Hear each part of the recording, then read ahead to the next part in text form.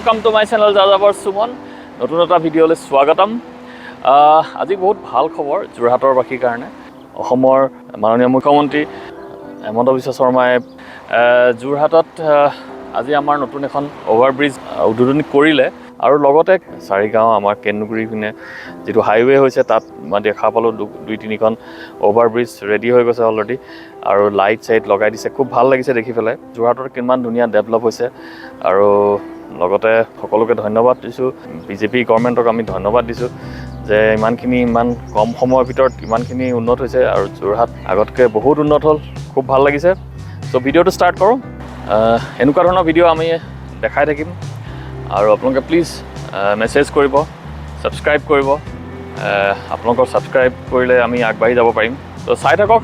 ভিডিঅ'টো ষ্টাৰ্ট কৰোঁ ধন্যবাদ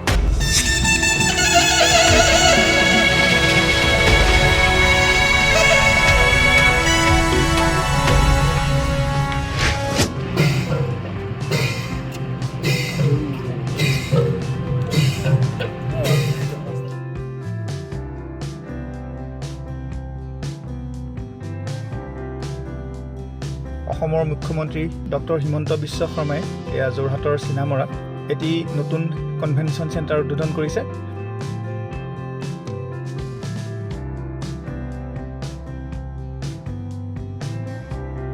এই কনভেনশ্যন চেণ্টাৰটি প্ৰায়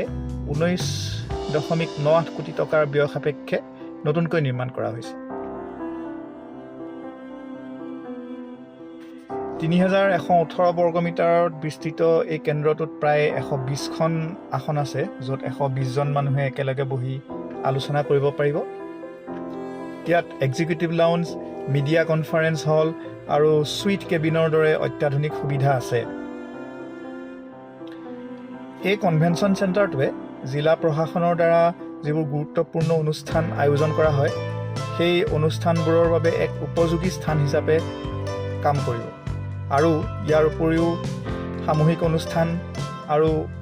জনসাধাৰণৰ প্ৰচাৰ আৰু প্ৰশাসনিক কাৰ্যকলাপৰ বাবেও সুবিধাজনক হ'ব বুলি আশা কৰা হৈছে এই কনভেনশ্যন চেণ্টাৰৰ নিৰ্মাণৰ ফলত চৰকাৰ আৰু নাগৰিকৰ মাজত অধিক ঘনিষ্ঠ সহযোগিতা আহিব আৰু বহুতো বিষয়ত চৰকাৰৰ লগত ডাইৰেক্টলি মত বিনিময় কৰিবলৈ সুবিধা হ'ব এই প্ৰকল্পটো অসমৰ ৰাজহুৱা আন্তঃগাঁথনি উন্নয়ন আৰু জনগোষ্ঠী কল্যাণৰ প্ৰসাৰৰ কামবোৰৰ ভিতৰত এটি গুৰুত্বপূৰ্ণ কাম বুলি ধৰা হ'ব এই উদ্বোধনী অনুষ্ঠানৰ লগত সংগতি ৰাখি মুখ্যমন্ত্ৰী শৰ্মাই পৰিৱেশ দায়বদ্ধতাৰ প্ৰতীক তথা আন্তঃগাঁথনি নিৰ্মাণৰ প্ৰতীক নিম গছৰ পুলি ৰোপণ কৰে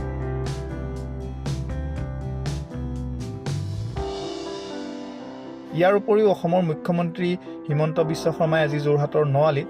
ৰেলৱে অভাৰব্ৰিজখন উদ্বোধন কৰে এই অভাৰব্ৰিজখন নিৰ্মাণ কৰোঁতে প্ৰায় 88 কোটি টকাৰ ব্যয় হৈছে এই অভাৰব্ৰিজখন উত্তৰ পূব ঔদ্যোগিক উন্নয়ন আঁচনিৰ অধীনত নিৰ্মাণ কৰা হৈছে বুলি জনা গৈছে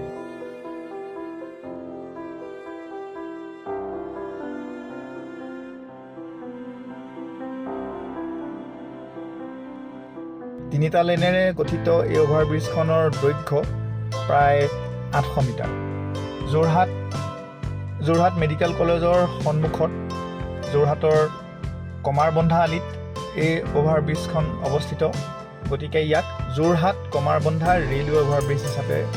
নামাকৰণ কৰা হৈছে বৰ্তমান হয়তো পাছত নাম সলনি কৰা হ'বও পাৰে